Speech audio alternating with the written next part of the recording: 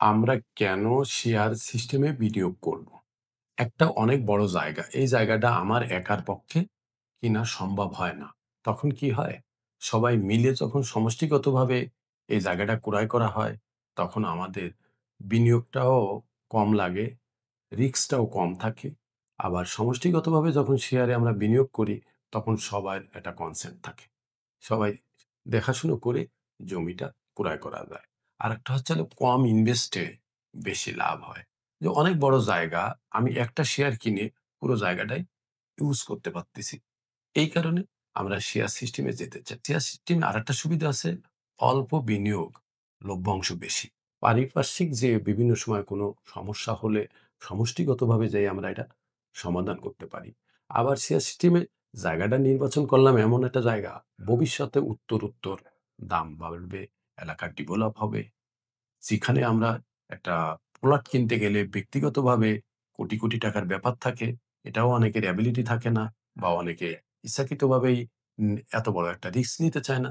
তাই শেয়ার সিস্টেমে সুবিধা একটাই যে কনস্ট্রাকশন করতে যাচ্ছি, সেটা খরচও অনেক সাশ্রয় হয়।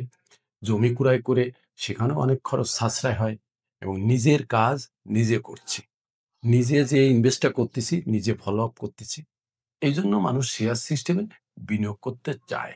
যে আমি যে এলাকাটা চয়েস করলাম, তার পারিপার্শ্বিক অবস্থা দেখলাম, যেখানে বিনিয়োগ করতেছি সেটাও আমার সিকিউর থাকতেছে। অনেক সময় ডেভেলপারের কাছ থেকে ফ্ল্যাট কিনলে ডেভেলপার যেভাবে কমিটমেন্ট করে, বাস্তবে সেরকম বুঝে পাই না। আর তারপরে ডেভেলপার যে সময়ে আমাদেরকে ফ্ল্যাটটা হস্তান্তর করার কথা চিন্তা করে, সে তার থেকে দীর্ঘ সময় লেনদি করে। আবার ডেভেলপারে যে জিনিসটা ইউজ করতেছে সেটা আমাদের কনসার্ন ছাড়া কি দিচ্ছে এটার একটা কনফিউজ থাকে। আর শেয়ার সিস্টেম হলে হয় কি আমার কাজ আমি করছি। এই মানে নিজের কাজ নিজে করছি। তাহলে আমার কি হচ্ছে ৩ টা দিক আমার ঠিক হচ্ছে।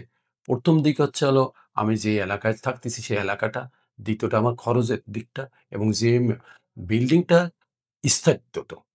বিল্ডিংটা তৈরি করতে যাই যে মাল মেডিসিন ব্যবহার করা আছে, সেটারও আমার নখদর্পণে আমি নিজে থেকে কিনতেছি।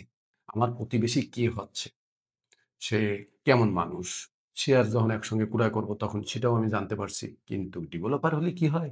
যে কে ফ্ল্যাট কিনে পাশে আসলো সেটা জানা থাকে না। অনেক সময় অ্যাডজাস্ট হয় না।